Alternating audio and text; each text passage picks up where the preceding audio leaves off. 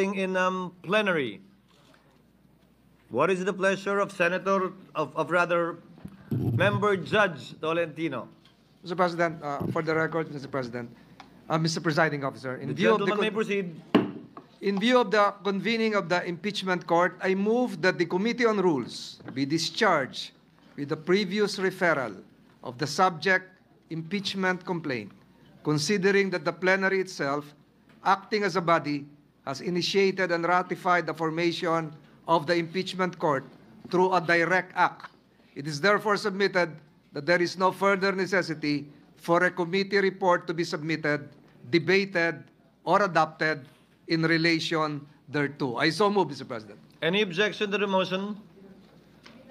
Hearing none, the Committee on Rules is so discharged as indicated by Member Judge Tolentino. Chair now reiterates the earlier agreed upon matter to be taken up once we have convened as an impeachment court, and for this purpose, the Chair would like to recognize Senator Judge Bato de la Rosa to kindly reiterate his motion, and thereafter, Senator Judge Go to second his motion. Senator de la Rosa is recognized. You may proceed, sir.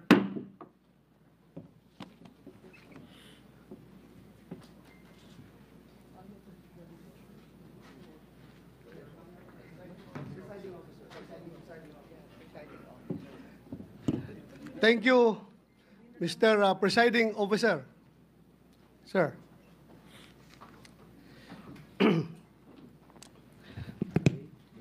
So I would reiterate my motion.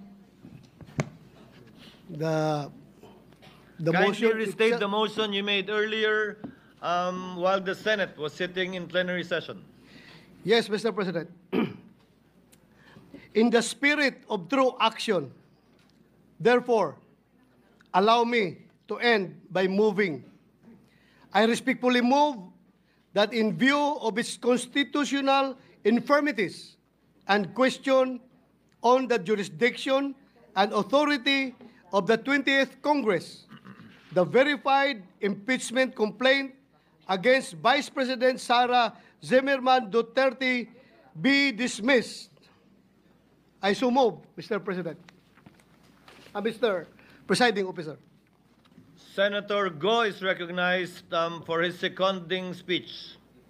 Rather, Senator Judge Go is recognized for his seconding speech. Mr. Presiding Officer, I just wish to give my remarks and second the motion of Senator Judge Bato de la Rosa. I agree with the motion of Senator Judge Bato. Ang gusto nating kalabasan ng paglilitis na ito ay hustisya, hindi politika. Mararating lang natin ito kung masasagot ang mga katanungang na hindi nabibigyan ng linaw hanggang ngayon. Kung kaya't sana naman, pag-aralan natin ito ng mabuti. Tama na hindi dapat ito patagalin, pero hindi rin dapat ito madaliin. At the very least, pag-aralan natin ito ng mabuti. Baka naman maaari natin itong ibalik o i-remand muna natin. Tama naman po ang accountability. Huwag lang pong politikahin. May tamang proseso ang impeachment. Dapat pag-aralan natin ito ng mabuti. Under Article 11, Section 3 of the 1987 Constitution, a verified complaint for impeachment may be filed by any member of the House of Representatives or by any citizen upon a resolution or endorsement by any member thereof, which shall be included in the order of business within 10 days and referred to the proper committee within 3 session days thereafter. On December 2, 2024, the first impeachment complaint endorsed by members of the House of Representatives was filed before the Secretary General of the lower house. Second and third impeachment complaints were filed in the succeeding days, duly endorsed by members of the House. Under Section 3 of the House Rules of Procedure in Impeachment Proceedings, a verified complaint for impeachment shall be filed with the Office of the Secretary General and immediately referred to the Speaker. Despite this rule, Mr. Presiding Officer, the 3 impeachment complaints filed were never referred to the office of the Speaker. Instead, a 4th verified impeachment complaint signed by more than 200 congressmen, which now constitutes the articles of impeachment, was transmitted to the Senate. This brings into question the legality of such move when the Constitution provides that no impeachment proceeding shall be initiated against the same official more than once within a period of 1 year. Para sa ordinaryong mamamayan, at lalo na sa aming mga binigyan ng tungkulin na maging senator judge sa paglilitis na ito, this opens up a lot of questions. At ang iniiwasan natin ay yung magpapasya tayo sa isang bagay na makakaapekto sa buhay ng bawat Pilipino.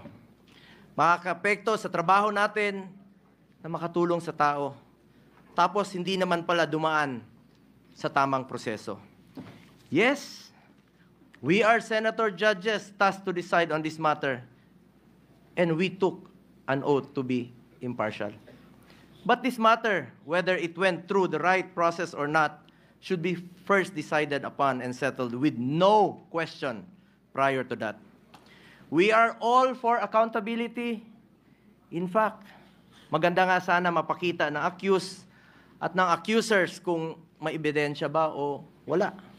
Pero bilang mga mababatas, dapat siguraduhin alinsunod ito sa batas at tamang proseso. Dapat hindi na circumvent ang batas, dapat nasunod ang due process at ang rules. Hindi pwedeng shortcut. Justice delayed is justice denied, and justice conducted the wrong way is no justice at all. Anong nangyari sa 3 naunang impeachment complaints? Bakit hindi ito agad na-refer sa Speaker's office? Bakit hindi ito isinama sa order of business within 10 session days? At bakit hindi ito inirefer sa tamang komite within 3 session days after its inclusion in the order of business as mandated by our Constitution? Tila dinrable lang ito at hindi pinaandar ang shot clock. Parang hindi po ma-technical sa oras. Sa basketball nga, hindi pwedeng puro dribble lang. May shot clock po yan. At may oras na dapat mong obserbahan. Pangalawang issue na dapat bigyang linaw ay kung maaari bang tumawid ang impeachment case sa 20th Congress. This is the first time in our history that an impeachment case was filed nearing the expiration of a legislative Congress. The reality is, we do not have enough time to finish the impeachment trial this Congress. Mag-aabot na po ang 19th at 20th Congresses at magkakaroon na ng new set of senator judges by June 30. Maging tayo, hindi magkasundo kung paano bang tumawid ito sa next Congress o hindi. Mr. Presiding Officer, ilan lang po ito sa katanungan na legality na hindi pa nasasagot. Mayroon pa pong pending sa Supreme Court challenging the legality of the impeachment case. Baka masayang lang ang oras natin dito if in the end, this complaint suffers from constitutional infirmities. Let us focus on what is important for our people that we serve. Hustisya sa tamang paraan at serbisyo na makakatulong sa mga Pilipino. Yun po ang kailangan ng taong bayan. Yun ang dapat pagtuunan ng pansin. Mr. Presiding Officer, para sa akin, mas mabuting unahin natin ang tunay nating trabaho. Ang pagseserbisyo sa taong bayan, maraming nasasayang na oras sa isyong ito na hindi naman mapapakinabangan ng ordinaryong Pilipino. This issue has already been too divisive. Ilang buwan na po.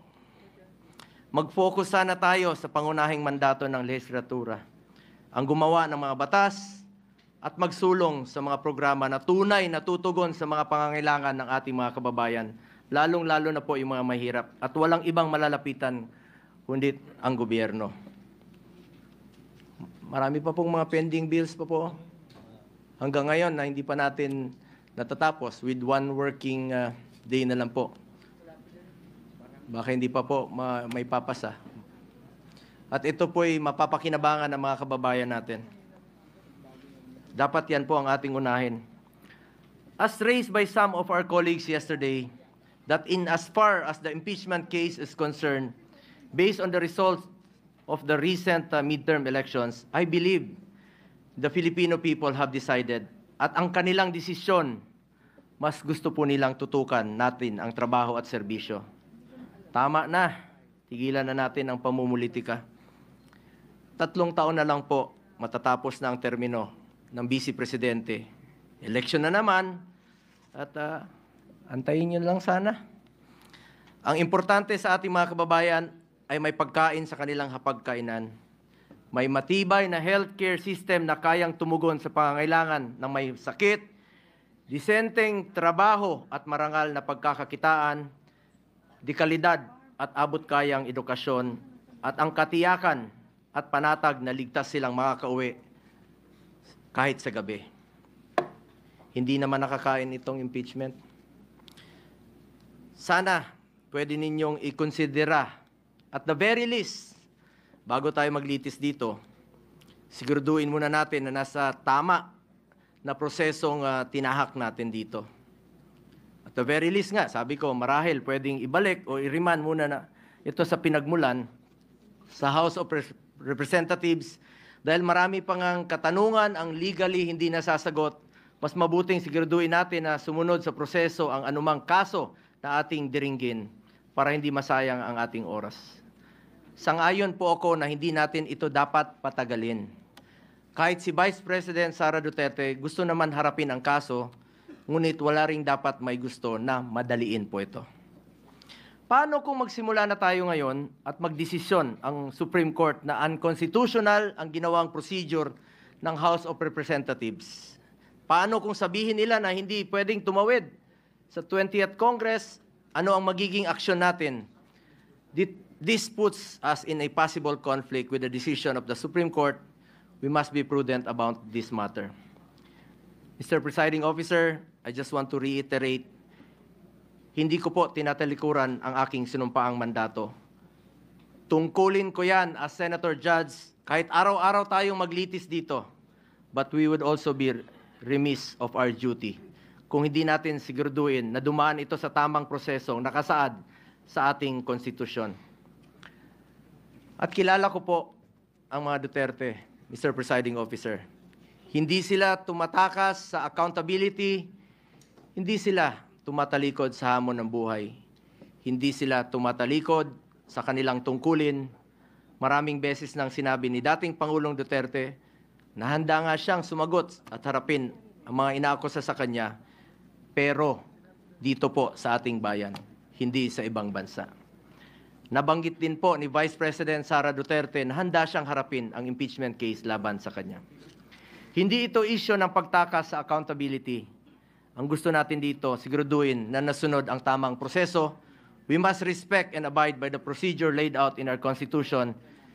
Hindi pwedeng mamili lang tayo ng mga provision na ating susundin.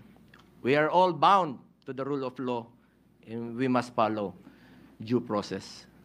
That is all, Mr. Presiding Officer. Thank you, Senator Go. Before Senator Ontiveros, Chair would like to first acknowledge Senator Padilla. What is the pleasure of Senator Judge Padilla? Maraming salamat po, Tagapangulong Pinunong Hukom. Mga mahal kong hukom, alam ko po na napakainit at napakamabigat ang hangin dito sa ating bulwagan. Punong-puno ng tensyon, palaisipan, pero habang abala po tayo sa politika, maraming mahalagang panukala ang hindi nabibigyan ng pansin. Mga panukalang batas na hindi tungkol sa kapangyarihan, kundi tungkol sa buhay, sa sakit, sa gutom, sa karapatan ng manggagawa. Tulad na lamang po ng medical cannabis bill. Hindi po ito usaping droga. Ito'y usaping dignidad. Araw-araw may mga batang may epilepsy, may mga cancer patients, may mga nanay at tatay na umiiyak sa sakit, humihingi ng legal na lunas. Nandito na po ang solusyon, pero pinapatagal pa natin. gaano ba katagal natin hahayaang magdusa ang kapwa natin? Isa pa po, ang mga panukala ukol sa pagtataas ng minimum wage ng mga manggagawa sa pribadong sektor. Hindi po nagpapahinga ang presyo ng bilihin. Ang pamasahe, pagkain, renta, lahat po ay tumataas. Pero ang sahod, naiiwan. Kailangan po nating ipaglaban ang manggagawang Pilipino. Ibigay na natin ang nararapat para sa kanila. Isa pa po, ang Revised Cooperative Code Bill na nakapasa na sa ikatlong pagbasa sa mababang kapulungan at pinagdidiskusyonan pa rin sa komite sa Senado. Ito po para sa mga magsasaka, mangingisda at maliliit na negosyante.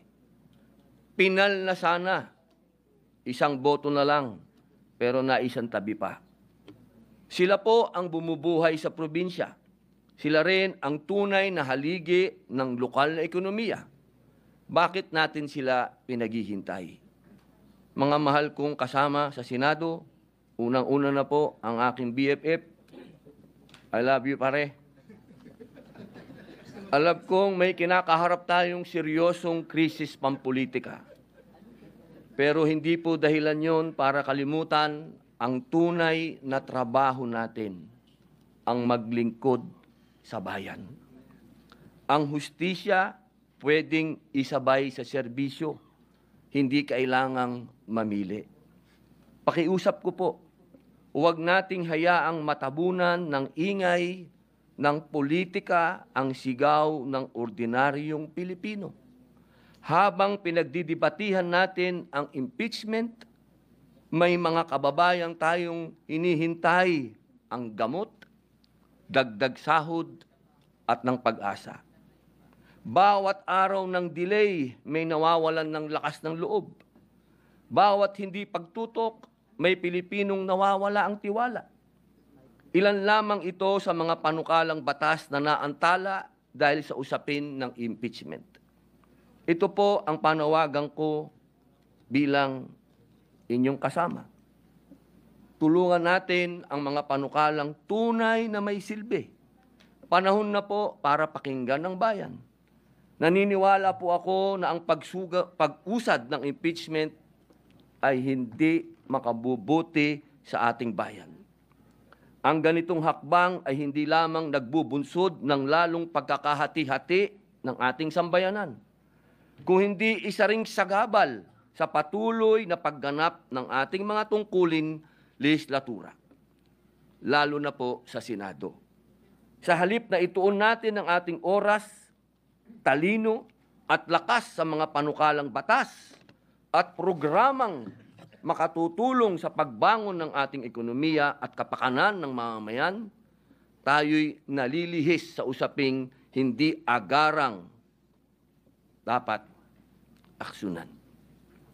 Napapabalita pa nga na bumagsak po ang ating net foreign direct investment inflows ng bansa mula Marso ngayong taon dahil sa political instability. Pati na rin po ang ating turismo sa bansa. Mula Enero hanggang Abril nitong taon, ang dami ng dumarating na turista sa bansa ay bumaba ng 0.82% kumpara noong nakaraang taon. Lahat po ito political instability. Mga mahal kong kasama, ang impeachment na ito ay napakarami ding tsismis, napakaraming iskandalo ng tungkol sa bayaran, sa alok, ng kung ano-ano. Dahil po dito, muli po, inihikayat ko ang aking mga kapwa lingkod bayan na bigyang prioridad ang pagkakaisa, katatagan ng ating institusyon, at kapakanan ng sambayan ng Pilipino. Maraming salamat po.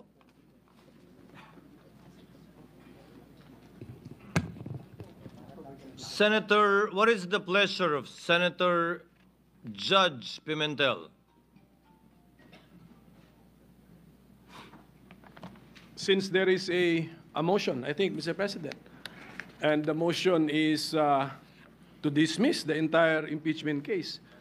So this representation has no choice but to object to the motion. And if I can, just like the movement, if I can also now give my reasons, Mr. President. The President, gentleman, Before that, with the indulgence of the minority leader. what is and the Senator pleasure of Senator Judge Cayetano? Just to clarify the motion before we debate on it, because I heard Senator Bongo second, but he also stated that okay then i-remand.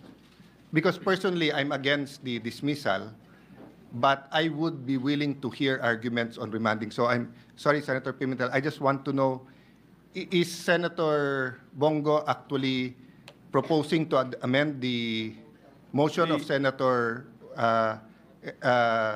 Judge Bato, and is Judge Bato amendable to that? Sorry. No, Mr. President, I was not confused at all because No, I'm the one who was confused. Senator Go gave a seconding speech. So the motion stands. He is seconding the motion. Pero yung So- laman, Mr. The reason I want to ask, because I will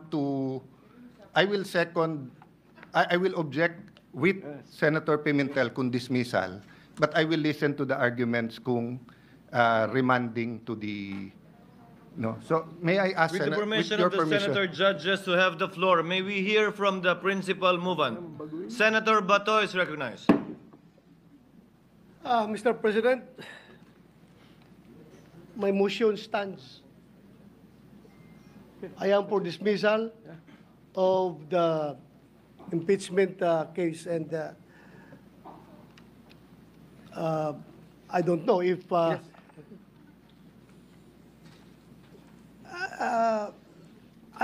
am open.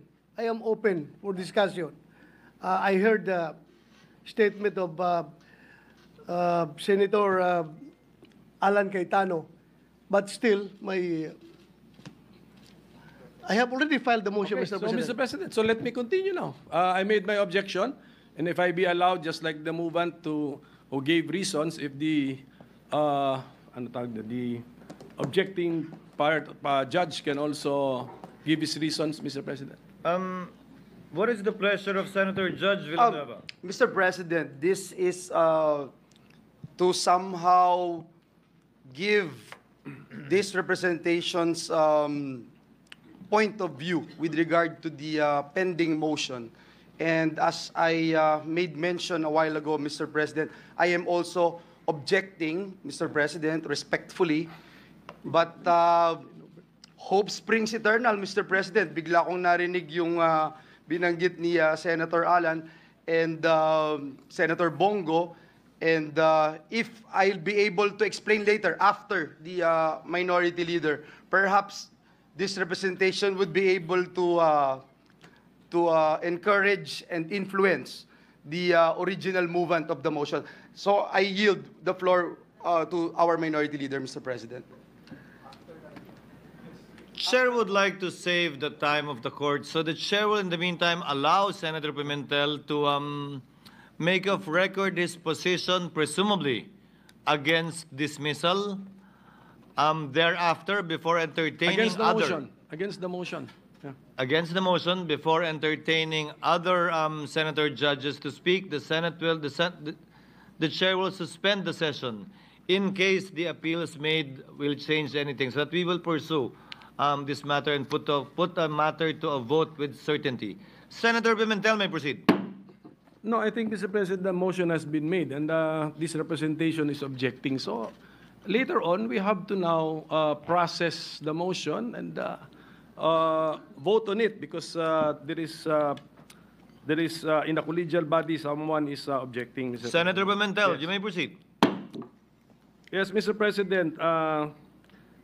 I will not address the political statements of the movement and the seconding parties, Mr. President. Ang tanong nila kung makakain ba daw itong impeachment process. Pero marami namang bagay sa buhay na importante rin na hindi nahahawakan. Tulad ng hustisya. Ang hustisya, hindi nga natin makita, hindi natin mahawakan niya, pero napakahalagang bagay po sa buhay ng tao. Ngayon, pagdating po sa Constitution, bakit inaangalan ko yung motion? The motion actually is unconstitutional, in the opinion of this representation. Because according to Article 11, Section 3, Paragraph 6, per sentence lang yung babasahin ko, the Senate shall have the sole power to try and decide all cases of impeachment. So tignan natin mga fellow senator judges, sole power. So ibig sabihin ng sole power, tayo lang ang may kapangyarihan, ang Senado lamang ang may kapangyarihan na mag-try and decide. So litisin ang isang impeachment case at hatulan, desisyonan. Ngayon kung aayaw tayo kaagad ni hindi natin na-try, ang try is litis, palabas yung mga facts para ma-apply natin yung judgment natin sa facts, wala na pong matatakbuhang ibang body. That's why a motion which cuts short the entire process is unconstitutional. And then, same article, Section 3, Paragraph 4, basahin ko ulit ito, pero paulit-ulit ko na ito sinasabi when we were in legislative session. In case the verified complaint or resolution of impeachment is filed by at least 1/3 of all the members of the House, the same shall constitute the articles of impeachment, and trial by the Senate shall forthwith proceed. I believe, and I think I'm correct, that the impeachment case against the Vice President falls exactly under the facts assumed in Paragraph 4. This is the articles of impeachment filed by at least 1/3 of all the members of the House. Lampas-lampas pa nga sa 1/3 of all the members of the House. Therefore, what should the Senate do? Trial by the Senate shall forthwith proceed. So, trial means we bring out the facts so that we can now apply what is the mandate of the Constitution. Mag-decide tayo given the facts. Should that impeached official continue to remain in office, or should that impeached official be removed from office? High-ranking government official. So kung makita po natin, in two constitutional provisions, andun yung word na try, andun yung word na trial. So wala po tayong choice but to respect, lalo na ito, we fall squarely under this subparagraph 4 which I just read. We have to respect the decision of the overwhelming majority of the members of the House of Representatives, more than 1/3, because they are also the representatives of the people. If they find something worthwhile charging a high-ranking government official with an impeachment and impeaching that official, the Senate has no choice but to hold the trial. Bakit? Yung mga representatives ng taong bayan sa House of Representatives, gusto rin makita ng taong bayan, did they act properly? Did they act justly? Ano bang ebidensya nila? Ilabas yan. O kasi kung wala ring ebidensya, sinayang yung oras, sinayang yung resources, next election, lagot kayo sa inyong constituents. And then at the same time, a trial necessitates respecting the rights of the parties. We are also respecting the right of the impeached official kasi kaya nga tawag sa kanya, impeached officer na siya eh. So, na-tarnish na nga actually ang kanyang reputation in public service ng House of Representatives. The trial will give that impeached officer the chance to clear his or her name and at the same time maybe rebuild his or her reputation, Mr. President. And then, since the presiding officer, when we adopted the rules, when he made the motion to adopt our rules, we did not only adopt our Senate rules on impeachment, we also adopted some rules of the rules of court and then some circulars and some amendments.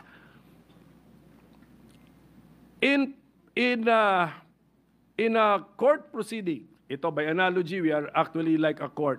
In a court proceeding, since the judge should observe the cold neutrality of an impartial judge, yung mga pagkakamali or pagkukulang alleged sa complaint, sa information, it should be the affected or aggrieved party which should raise that before the judge or before the judges in a collegial body. Yun po yung tamang kilos ng cold, neutral, and impartial judge. Let the parties point this out to us. Therefore, even if you want to entertain this, although ako sabi ko it's unconstitutional, we cannot entertain this, in the normal court processes, this may even be premature to entertain because let's await the answer to be filed by the impeached official. Tignan natin if she, the impeached officer, will point this all to us. And then, sabi ko nga, ang daming facts na kailangan natin malaman. Did yung mga 10 days, 3 days, and then it requires familiarity with the rules of the House. So, Mr. President, for all these reasons, I object to the motion, but my anchor argument is that it is unconstitutional. The Senate, as the impeachment court, cannot cut short the process by dismissing an impeachment complaint, Mr. President. Thank you. Senator Ontiveros is recognized. You may proceed, ma'am. Salamat po, Mr. Presiding Officer. I too object to the motion of Senator Judge De La Rosa. A motion to dismiss is not found. Hindi po nahahanap itong motion to dismiss sa Rules of Procedure on Impeachment na literal ka-adapt lang po natin. At kung mayroon man, hindi Senator Judge ang magre-raise nun, kundi ang defendant. Si Vice President Sara Duterte ang dapat mag-raise niyan. Higit pa po, naniniwala ako na hindi po tayo pwedeng kumilos unilaterally sa dismissal ng impeachment complaint nang hindi pa natin naririnig kahit isang salita mula sa prosecution, ni isang salita mula sa defense tungkol dun sa di umanong constitutional infirmities ng impeachment complaint. Ang due process ay nagre-require na bigyan natin pareho ang prosecution at ang defense ng oportunidad na madinig sa bagay na ito. Ang landmark Philippine Supreme Court case, ang Tibay versus Court of Industrial Relations, GR number L46496, February 27, 1940, ay inisa-isa yung mga essential elements o tinawag nitong cardinal primary rights ng due process, partikular sa mga administrative o quasi-judicial proceedings. Kasama po dito ang the right to a hearing, that the tribunal consider the evidence presented, that the decision must have something to support itself, and the existence of substantial evidence. The decision must be based on the evidence adduced at the hearing, at wala pong panlabas o hindi totoong mga bagay-bagay ay dapat mag-impluwensya sa outcome doon. Ang pinaka-basic tenet ng due process ay yung karapatang marinig. Kung yung mga parties nga po ay hindi nabigyan ng oportunidad lumahok sa proceedings, itong impeachment court ay magiging vulnerable sa isang atake na nilabag natin ang due process. At sa pananaw ko, sila'y magiging tama.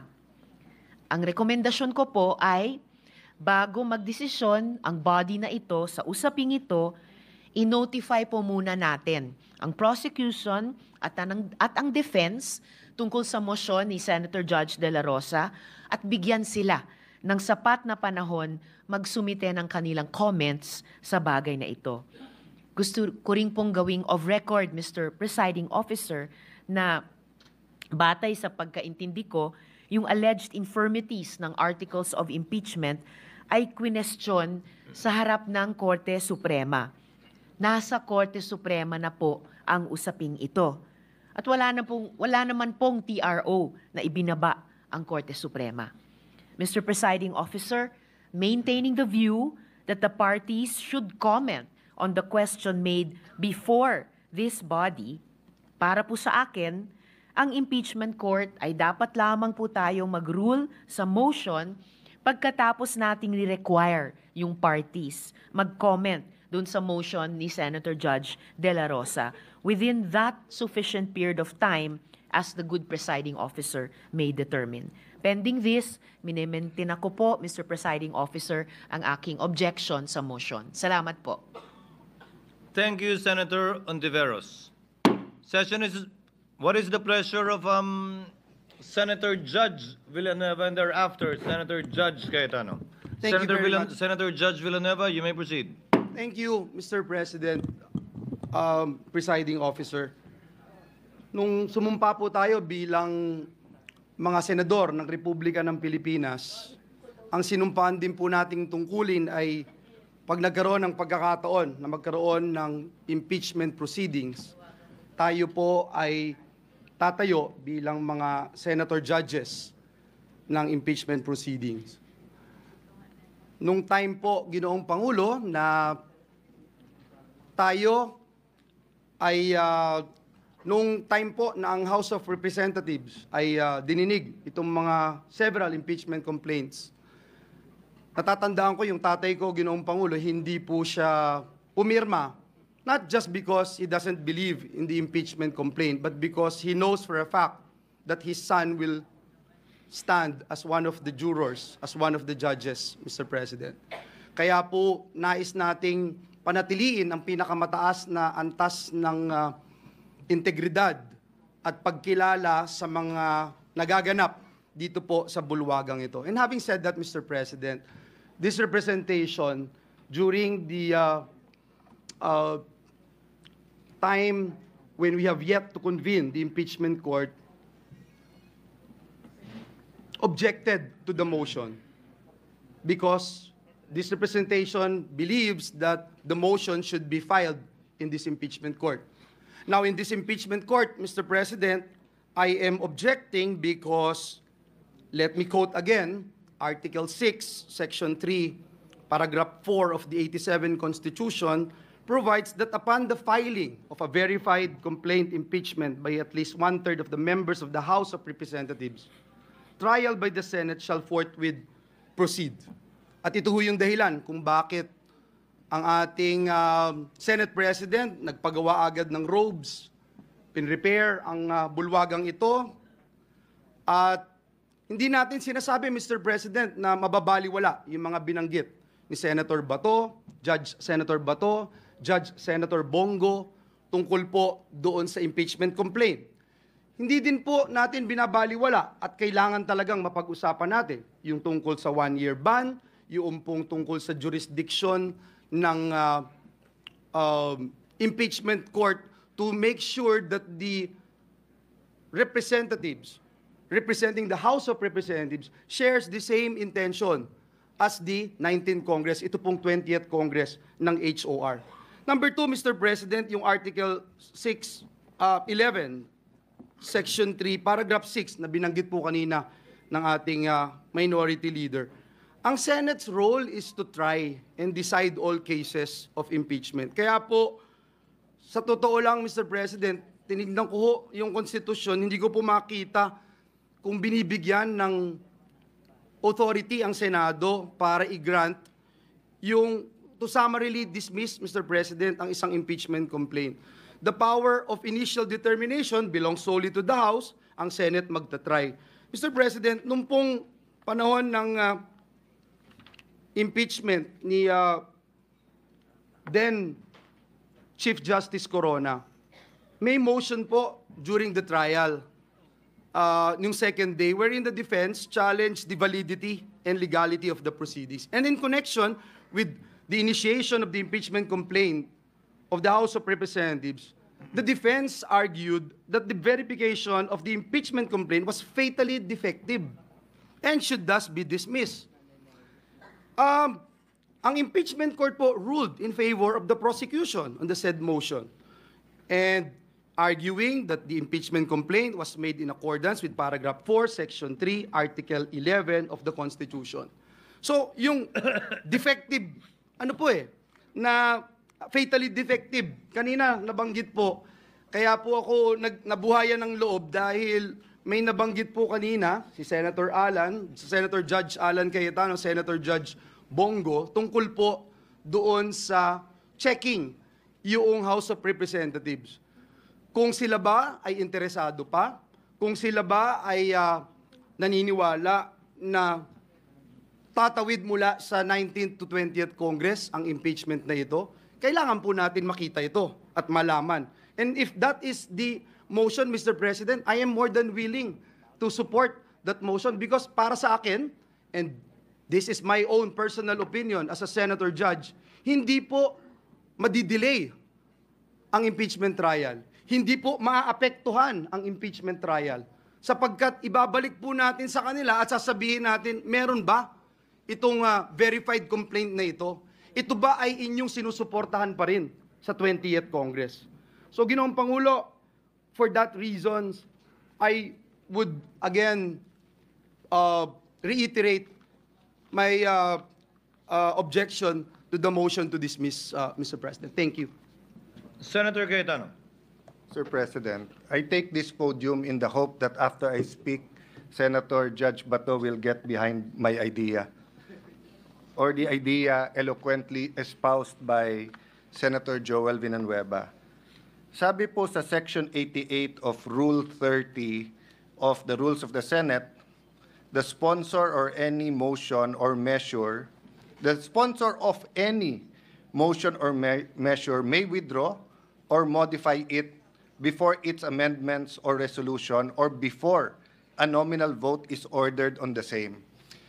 Before Senator Pimentel, Senator Judge, Minority Leader Pimentel spoke, clarify lang po ni Senator Bato that he's standing, itutuloy po niya yung motion, and I think hindi niya kinonsider ng motion to amend yung statement ni Senator Bato. But after hearing Senator Bongo, after hearing Senator Joel Villanueva, after hearing the Majority Leader and Minority Leader, I ask you for some patience. Just hear me out on a very practical approach to this. No?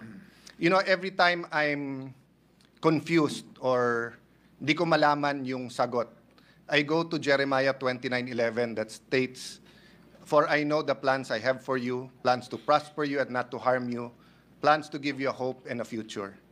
But I'm reminded that kung ang Diyos may plano sa atin, ang demonyo may plano din sa atin. So, one way or the other, we have to make a decision today, and it has to be the right decision. So, ito yung very practical approach ko po. We can do three things.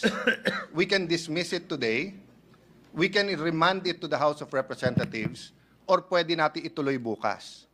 If we dismiss it today, based on the ground that it is violated the Constitution at more than once na po ito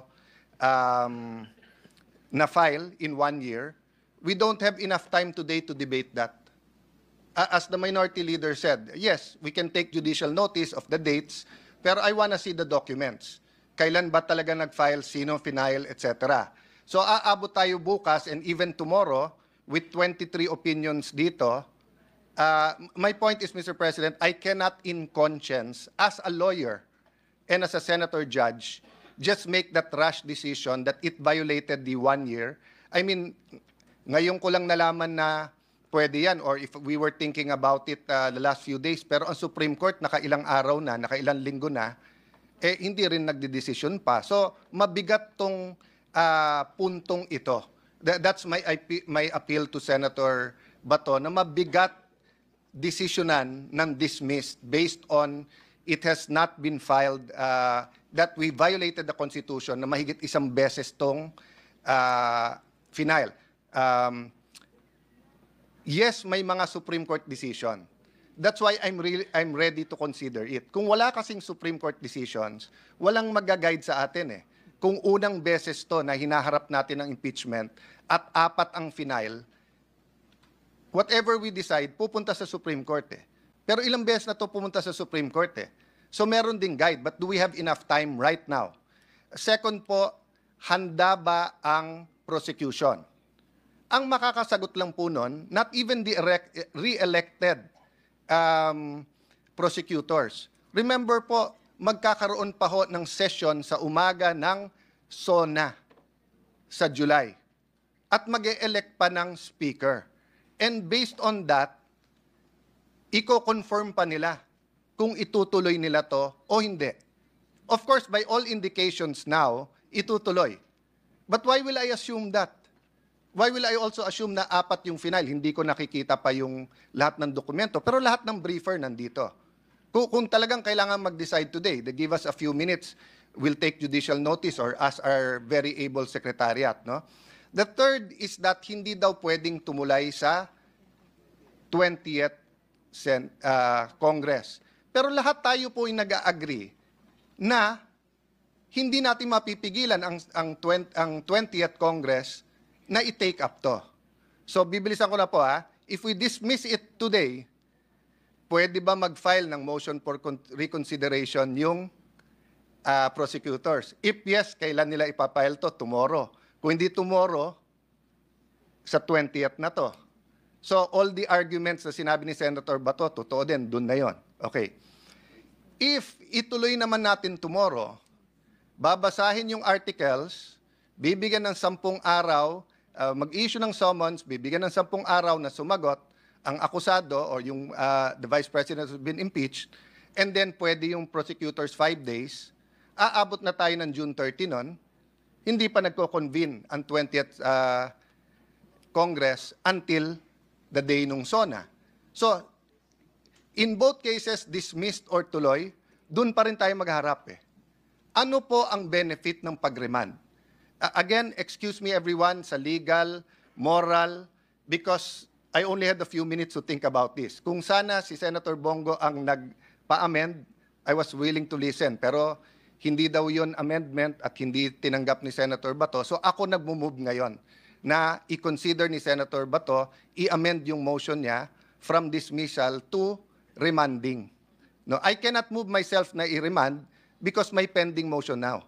But I can ask him to amend his motion. And why will remanding be in the interest of justice and consistent with our oath of political neutrality? Kasi ang mangyayari nito, hindi pa binabasa yung articles of impeachment bukas, babalik to sa House of Representatives. Hihingin natin ngayon na isa-certify nila na hindi nila violate yung 1 impeachment per year. Number 2, by the time they answer sa 20th Congress, prosecutors na ng 20th Congress ang mag-a-affirm na interesado kami na itutuloy namin to. And by that time, the 12 senators po who have joined the 20th Congress will have the wherewithal and the say-so how to proceed. So, I'm just looking from it from a practical point of view. It might not sit well with my colleagues. If I wasn't a lawyer, perfect yung aking pong sinasabi. But being a lawyer, kailangan ko rin pag-isipan. Pero tignan niyo lang po from a practical point of view. Pag dinismiss natin to ngayon, maibabalik din nila, Senator Bato. I-file din nila. Pagka naman hindi natin dinismiss, doon din ang mangyayari. Pag niremand natin, may mangyayari. May malalim na pag-iisip ng mangyayari dito. That's why I'm asking Senator Bato if he will, again, consider amending his motion. Mr. President, because in the course of the manifestation of Senator Alan Cayetano, he mentioned that the minority leader is somehow encouraging judicial notice. No. I mean, can I state my position? No, Actually, Senator, I was agreeing with you na we cannot decide. We cannot take judicial notice I said, yes. of all those facts being alleged. We cannot. That is my I think position. Senator just want to Judge make it clear. Cayetano agreed with Yes, you. yes. I Senator said, Judge Pimentel. even myself, I am not in favor of taking judicial notice kahit may magsabing pwede. I'm sorry, Minority Leader, if it made it appear that I'm speaking for you. I'm agreeing with you na mahirap mag-decision ngayon on dismissal based on the grounds na binigay sa atin nila Senator Bato and Senator Bongo and our other colleagues. to clarify, before I recognize Senator Bato, the chair, as it understood the point raised by Senator Cayetano, is that the basis of the two grounds raised by Senator Bato in seeking a dismissal Three Can- grounds, Mr. three grounds. Presiding. cannot be taken judicial notice of by the court, and that these facts must be obtained, if at all and or ascertained, from the parties involved. In this case, the House prosecutors and the 19th Congress members who signed. That is the understanding of the chair with respect to the statement of Senator Cayetano. Senator Bato is recognized. Senator Judge Bato is recognized, rather. You may proceed, sir. Thank you, Mr. Presiding Officer. Before I comment on the manifestation of Senator Judge Alan Peter Cayetano, I just would like to react on the manifestation made a while ago by Senator Judge Risa Hontiveros, that the Senate as an impeachment court has no power to dismiss any impeachment complaint. I would just like to share to the body, Mr. President, that the power of the Senate to try and hear an impeachment complaint necessarily includes the power to dismiss the complaint. This is basic, that the grant of express powers includes the grant of incidental or necessary powers.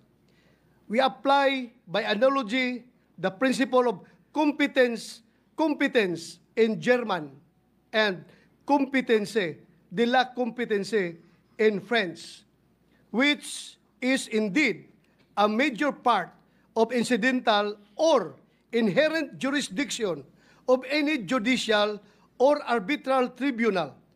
It is necessary component in the exercise of the judicial function and does not need to be expressly provided for in the constitutive documents of those tribunals.